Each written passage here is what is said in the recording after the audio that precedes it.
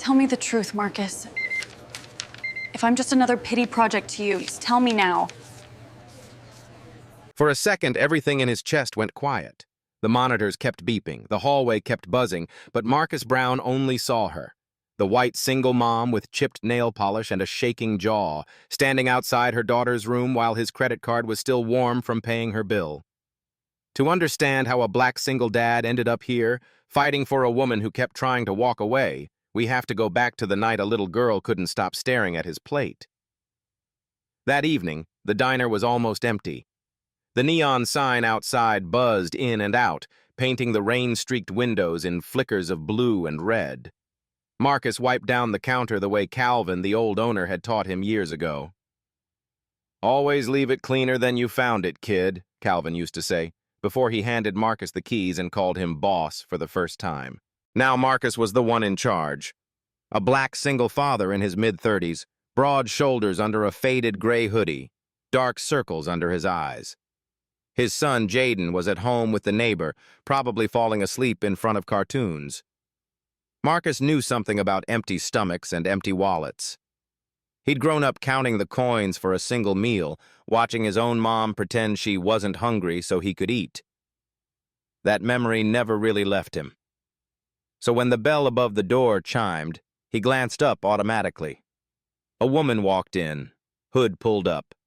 White skin gone pale from the cold, hair messy like she'd run her hands through it too many times. Behind her was a little girl in a yellow raincoat 2 sizes too big, clutching a stuffed rabbit by one ear. "Sit wherever you like," Marcus said, voice gentle. The woman nodded without quite meeting his eyes. They slid into a booth near the back. The little girl, Sophie, as he'd find out later, climbed up on the vinyl seat, both hands flat on the table. Marcus handed them menus, but he could see it already. The nervous glance at the prices, that tiny pause that meant she was mentally doing math she already knew she couldn't solve. "Take your time," he murmured. He went back behind the counter, flipping pancakes for another order. When he turned around again, he saw it. The girl wasn't looking at the menu. She was staring at his plate, the one he'd abandoned halfway through when the first customer came in. Scrambled eggs gone lukewarm, bacon slices, toast with jam. Her eyes were locked on it like it was a movie. Her mom noticed and gently tugged her sleeve. "Sophie, eyes on me, baby," she whispered. "We're just getting coffee, okay?" "Mom, I'm hungry," Sophie whispered back. Marcus wasn't trying to listen, but poverty had tuned his ears long ago. The woman swallowed hard. "I know, we'll eat when we get home. Get..." He heard the shame in her voice, that familiar, poisonous shame. Marcus cleared his throat and walked over, pen and pad in hand. "What can I get y'all tonight?" The woman forced a small smile. "Just a coffee, please." Sophie looked up. "Pancakes?" she asked, hopeful. Her mom's face flinched like she'd been slapped. "Honey, we're not..." she started, then stopped. Turned to Marcus. "I'm sorry. Just the coffee." Sophie's eyes dropped to the table. Marcus looked at the kid, then at the woman's tired face, then down at his order sheet. "Got it," he said softly. "One coffee. Back in a sec." He walked away before he could see her shoulders sag. 15 minutes later, he came back with a tray. "Coffee," he said, putting the mug down in front of the woman. "And kitchen made a mistake." He set a plate of pancakes in front of Sophie. Golden, steaming, edges crisp, butter melting into a slow river. Sophie's eyes went huge. "For me?" Marcus shrugged like it was nothing. "They made 'em for the wrong table. Can't serve it to anyone else now, and it'd be a crime to throw 'em out, right?" He winked at her. The woman's eyes filled with panic, then anger, then something he recognized as pride, cracked and desperate. "We can't," she started. "We didn't order." "It's on me," Marcus said quietly. "House policy." Mistakes go to whoever's sweetest in the room. Tonight, that's her. Sophie giggled, already grabbing the fork. The woman hesitated for another few seconds. Then hunger and the smell of syrup did what logic couldn't. She nodded, barely. "Thank you," she murmured, voice rough. Marcus just smiled and walked back behind the counter, but he kept them in his peripheral vision. Sophie devoured the pancakes like they were her last meal. The woman didn't touch them, but she watched her daughter eat with a softness that almost broke him. When they were done, the woman walked up to the register, chin trembling just slightly. "How much do I owe you?" she asked. "For the coffee?" Marcus tapped on the old machine. $2. She dug into her pockets, pulled out a few crumpled bills and coins, counting them twice before sliding them over. Her hands shook. The pancakes were already on his tab. "Thanks for coming in," he said. "Y'all have a good night." She opened her mouth, like she wanted to say something. Then she just nodded and left, pulling Sophie's hood up against the rain. Marcus watched them go, something heavy settling in his chest. He thought that was the end of it. He was wrong. A week later, he saw them again. This time at the park. It was a gray, windy afternoon. Marcus sat on a bench, sipping burnt coffee from a paper cup, watching Jaden race his toy car along the edge of the sandbox. "Daddy, look!" Jaden shouted, making engine noises with his mouth. "I see you, champ," Marcus said, smiling. That's when he spotted the yellow raincoat. Sophie was on the swings, pushing herself weakly back and forth. The woman sat on a nearby bench, arms wrapped around herself, eyes distant. Marcus felt something stir in him. Recognition, curiosity, the odd thump of fate. Jaden saw the swings and took off. "Can I play, Daddy?" he asked, already running toward Sophie. "Ask first," Marcus called. "Hi," Jaden said, stopping in front of Sophie. "I'm Jaden. Want a race?" She blinked. "Race what?" He held up the toy car. "This. It's super fast." She smiled, just a little. "Okay." Within minutes, they were on the ground, pushing the car back and forth, making up rules as they went. Kids had a way of cutting through the invisible lines adults drew. Marcus walked over to the woman. "Hey," he said, nodding. "From the diner, right?" She stiffened. "Yeah. Sorry, we don't have money to go again. I'll pay you back for the pancakes. Eventually." Her first instinct was still debt. Owing. Being owed. Marcus shook his head. "It was just breakfast. Really." She looked at him, trying to read the fine print behind his kindness. "I'm Marcus," he added. "That tornado over there is my son, Jaden." She hesitated, then said, "Emily. And that's Sophie." They watched their kids playing in awkward silence for a moment. "You live around here?" Marcus asked. "Couple blocks away," Emily replied. "We just moved, trying to figure things out." He heard the spaces between her words. He'd lived in those spaces. "You working nights?" he asked gently. Emily's jaw tightened. "Not really working, not yet. I had a job, but it didn't end well." There was a flash of something in her eyes, fear, anger, disgust, when she said, "job." Marcus didn't push. "Well," he said instead, "if you ever need cheap coffee and accidentally free pancakes, you know where to find us." That made her huff out a tiny laugh. The first real sound he'd heard from her that wasn't apology or defense. They kept bumping into each other after that, at the park, at the laundromat, in the tiny corner grocery where she carefully counted cans before putting them in her basket. Every time, the kids ran to each other like magnets. Every time, Emily stood a little straighter, talked a little longer. And every time, Marcus felt that quiet pull somewhere deep in his chest. A black, single father and a white, single mother, orbiting the same broken neighborhood, both trying to pretend they weren't lonely. The night he offered her a job, the diner was short-staffed and chaos, takeout orders piling up. Someone called in sick. The grill wouldn't heat evenly. Marcus moved between stations like a man trying to hold the roof up with his bare hands. The bell over the door chimed. He didn't even look up at first. "Sit wherever you like. I'll be right with you." 5 minutes later, when he finally glanced at the booth, his chest did that weird squeeze again. Emily, wearing the same worn-out coat, hands tucked into her sleeves, standing up like she wasn't sure if she should leave or stay. "You okay?" he asked, wiping his hands on his apron as he walked over. She took a breath. "Do you still need help?"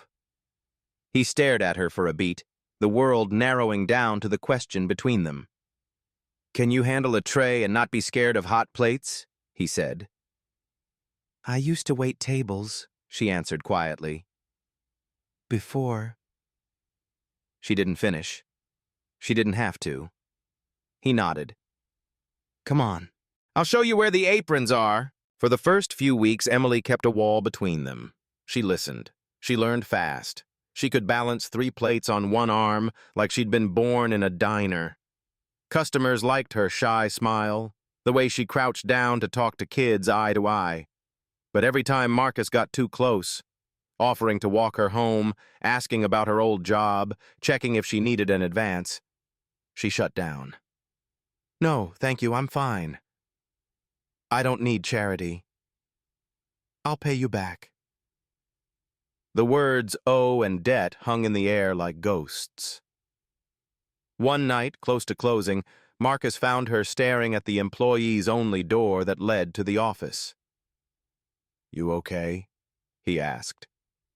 She startled. "Yeah, I used to work for a guy who said I reminded him of his daughter. Until the night he didn't." Marcus's hands froze on the dish rack. "He said I owed him for hiring me," Emily continued, voice flat. "That I should be grateful. That this was how the world worked. I told him no. He told me not to come back." She looked at him then, really looked, waiting to see that same look in his eyes. Entitlement, hunger, calculation. It wasn't there. Marcus swallowed hard. "Emily," he said, choosing each word carefully, "you work here because you're good at what you do. That's it. You don't owe me anything except what's already on the schedule. You hear me?" She studied his face for a long moment. "You say that now?" she murmured. He didn't argue. Trust wasn't something you talked someone into. You earned it. Slowly. So he kept his distance. Made sure her shifts lined up with the hours Sophie was in school or with a neighbor he paid extra out of his own pocket. Slipped extra pies into her takeout by accident. Called her if she was more than 10 minutes late, not because he was mad, but because the thought of something happening to her made his ribcage feel too tight. He never touched her unless he had to, never cornered her in small spaces, always knocked before opening the office door. She noticed, little by little she noticed. Then Sophie got sick. It started with a cough, then a fever that wouldn't come down. Emily showed up late to her shift, eyes wild, hair still damp from wiping her daughter's face. "I'm sorry, Marcus, I can't stay," she blurted as soon as she walked in. "Sophie's not getting better. I just needed to tell you in person. I know the schedule." "Whoa, hey," he said, putting down the order pad. "Slow down. Where is she now?" "At home," Emily said. I can't afford the ER. The clinic's closed. I'll figure it out, "You're not figuring this out alone," Marcus said. He grabbed his keys. "Come on," he told her. "We're going to the hospital." "Marcus, no, I can't pay." "Then it's a good thing nobody asked you to," he snapped, more sharply than he meant to. Softer, he added. Get in the car, Emily. The emergency room was fluorescent and cold. Sophie lay on a narrow bed, cheeks flushed, small chest rising and falling too fast. Emily hovered, wringing her hands, flinching at every beep and rustle. Marcus handled the paperwork. He'd been there before. Different kid, different crisis, same fear. When the nurse asked about insurance, Emily's shoulders collapsed. Marcus slid his card across the counter before she could open her mouth. Later, when the doctor said Sophie would be okay with medication and rest, Emily broke down in the hallway, pressing her face into her hands. "You didn't have to do this," she sobbed. "I'll pay you back, I swear. I'll work double shifts, Emily," Marcus said quietly. She looked up, eyes red, mascara smudged. "You don't owe me," he said. "Not money, not yourself, not anything you don't want to give. I did this because that's what family does." "We're not family," she whispered. He hesitated. The word tasted dangerous in his mouth. "We could be," he said finally. That scared her more than the hospital bill. For days after, she kept her distance. No parks, no lingering aftershifts, short answers, avoided eye contact. Marcus let her have the space, even though it hurt. He'd catch glimpses of her through the diner window, walking Sophie to school, shoulders hunched, face set. Sometimes he'd see Jaden and Sophie waving at each other across the street, like their parents' fear couldn't rewrite their friendship. One night, just as he was locking up, he heard a knock on the glass. Emily stood there, arms crossed over her chest, expression unreadable. The streetlight behind her cast her in a pale glow, rain misting around her like static. He opened the door. "Hey!" "Can we talk?" she asked. They ended up sitting in a booth, lights half off, the diner strangely intimate in its quiet. Marcus wiped a circle on the fogged-up window with his sleeve. Emily played with a sugar packet, tearing it open, spilling a tiny white mountain on the table. "Why are you doing this?" she asked finally. "The job, the food, the hospital, all of it. I need you to say it. I need to know what you expect." He exhaled slowly. This was the moment.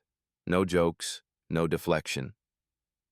"When Jaden's mom left," he began, voice low, "I thought that was it for me. Romantic love, marriage, all of it. I was a black single dad who barely had his life together. I figured nobody was signing up for that." He glanced up. Emily was watching him, really listening. "Then you walked into my diner," he said.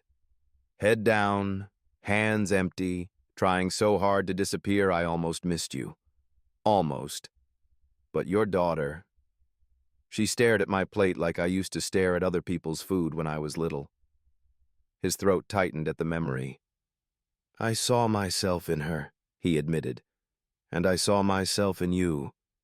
Too proud to beg, too strong to break, too damn tired to keep going alone." He swallowed. "I didn't help you because I pity you, Emily. I helped you because I respect you, because I care about you more than I meant to, more." Her eyes shimmered. "Marcus," she whispered. "And yeah," he added, voice barely above a breath, "somewhere along the line I fell in love with you. Not because you needed saving, but because you're the bravest person I've ever met." The sugar between them looked like a tiny snowdrift on the table. For a long moment, they just stared at it. "That's a lot," Emily said finally. Her voice shook. "I don't know if I know how to be with someone without waiting for the catch, without wondering what it's going to cost me." He nodded. "I get that. I'm not asking for an answer tonight, or tomorrow, or at all, if no is what keeps you safe." He leaned back, giving her physical space that matched his words. I'm here, he said simply. As your boss, if that's all you want. As your friend, if you let me. As more, if one day you decide you're ready. But you never owe me your heart. That's a gift, not a payment. A tear slipped down her cheek. She wiped it away, almost annoyed with it. Do you really think we could work? She whispered. A black single dad and a white single mom with more baggage than a bus station? He smiled, slow and soft. I think we already do. Look at our kids. They don't care about any of that. They just know who makes them feel safe. Emily laughed through her tears, a small, wounded sound. What if I break your heart? She asked. Then at least you'll have been holding it, he said. She shook her head. That's a terrible line. Yeah, he admitted. I'm rusty. Silence settled again, but it was different this time. Less like a wall, more like a pause before a song starts. Okay, Emily whispered at last. Okay, we try. Slowly. One day at a time. No promises except we don't run at the first hard thing. He nodded, breath shuddering out in relief. Deal, he said. They didn't kiss that night. They just sat there, sharing the same booth, hands inches apart on the table, listening to the rain tap against the glass. For Marcus, it was enough. Months later, Sophie's hospital scare was just a story they told with relieved smiles. The bills were paid. The diner was busier than ever. The four of them, Marcus, Emily, Jaden, and Sophie, navigated birthdays and parent-teacher conferences and mornings when no one could find the other kid's shoe. On Sunday evenings, after closing time, they'd all sit in their favorite corner booth. Marcus would flip pancakes for dinner just because, and Sophie would still stare at his plate, but now only to steal his bacon. Hey, that's mine, he'd protest. You're the grown-up, she'd say. Grown-ups share. Emily would roll her eyes. Wonder where she learned that. Jaden would lean his head on Marcus's arm, half asleep, while Emily absent-mindedly traced little circles on the back of Marcus's hand with her thumb. They weren't perfect. Some days Emily woke up panicked, waiting for the other shoe to drop. Some days Marcus heard a customer's offhand comment and felt the weight of being a black dad in a world that judged him before he spoke. But on those days, they had each other. Coffee shared over the sink, long talks on the couch after the kids were in bed, silent hugs in the doorway before work. One night, as they packed up leftovers, Emily pulled out a plate of pancakes and set it on the table in front of Marcus. Kitchen made a mistake, she said, mimicking his casual tone from months earlier. Can't throw them out. House policy. He laughed, shaking his head. Oh, yeah? Who are they for? She walked around the counter, slid into his lap without asking, and kissed his forehead. For the sweetest man in the room, she murmured. Marcus closed his eyes, letting the moment sink in. The smell of syrup, the sound of the kids giggling in the next room, the warmth of Emily's weight against him. For the first time in a long time, he felt like the story wasn't about what he'd lost, but about what he'd finally found. A home that didn't depend on blood. A family that didn't match on paper, but fit perfectly in all the cracked edges. Love, not as a rescue mission, but as two broken people choosing each other, over and over, even when it scared them. Outside, the neon sign flickered, casting soft light over the little diner that had brought them together. Inside, winter finally felt like it was ending. If this story about a black single dad and a white single mom found family in each other touched something in you, imagine what you'd tell them if they were real, and feel free to leave that message for them in your own heart. Sometimes just admitting we all want a place at the table is the first step toward finding it.